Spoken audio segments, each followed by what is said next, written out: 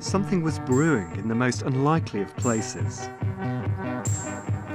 Basildon was a new town, built for the post-war East End overspill. It wasn't one of pop music's more romantic places.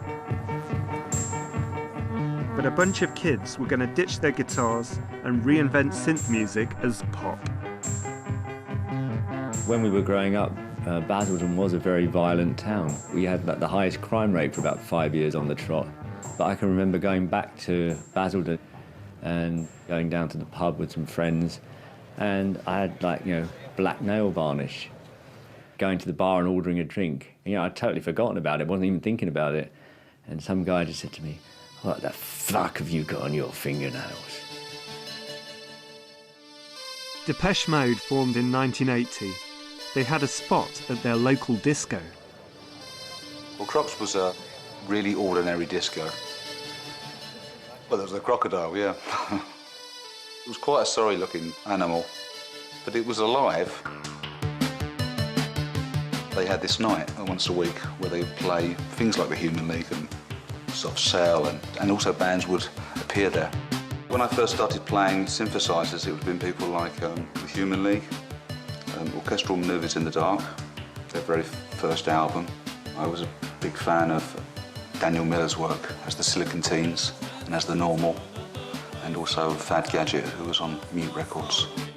Vince was sort of the boss of the band. He was unbelievably driven.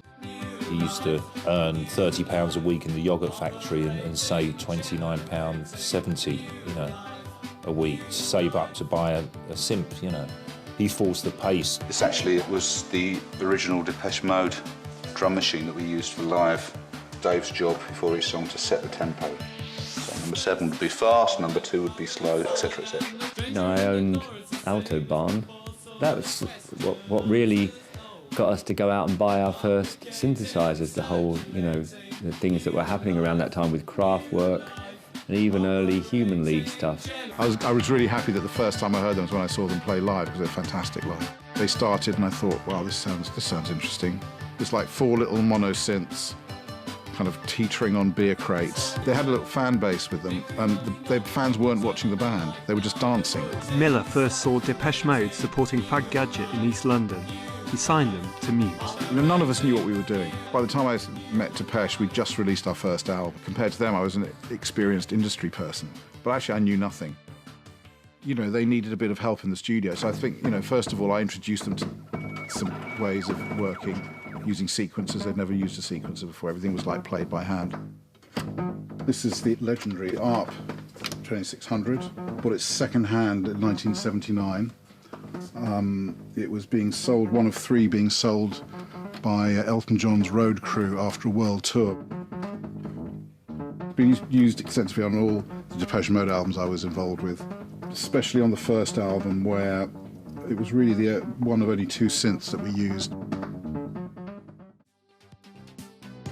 When Depeche Mode, when we were gigging, we'd all carry our synthesizers, and I, for some reason, had to buy the heaviest synthesizer out of all of them, And we didn't have cars or anything, so we'd be on the train.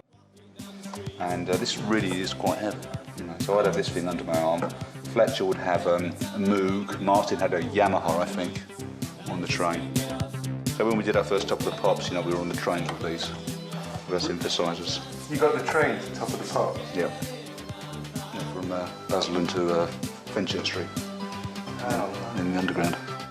But like Newman before, it wouldn't all be plain sailing for Depeche. I think, you've got to remember that during our pop period, we had lots of fans and a lot of people liked us, but there were a lot of people hated us.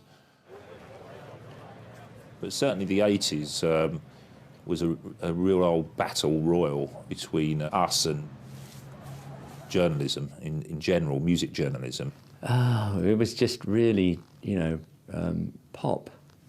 It was, I think I can understand why people hated what we did, looking back on it now. And it wasn't just the sound, it was every TV that we were asked to do, we did. And it didn't matter how stupid it was. There's something very un-British about electronic music, to start with. They want bands to be like they were in the 60s, really. 4 guys, guitar, bass and drums, pretty lead singer, skinny jeans, you know, conventional kind of thing. And that's really what sells newspapers, I guess. I mean, they'd written Depeche Mode off anyway as a teeny bop band, a one-hit wonder. Especially once Vince left, they thought, well, that's over, you know. In November '81, Clarke unexpectedly quit.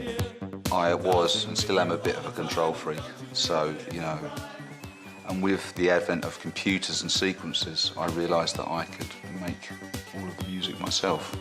You know, I didn't need necessarily other people to play the parts. And I got a real satisfaction out of programming all of the parts myself.